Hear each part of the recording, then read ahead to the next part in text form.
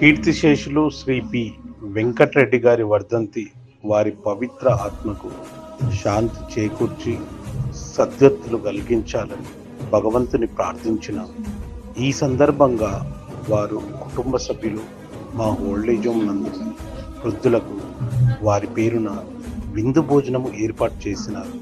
వారలకు వారి కుటుంబ సభ్యులకు మా శుభాశిష్యులు. Annadata Sukhibhava, old age home, Vanasthalipuram, Hyderabad.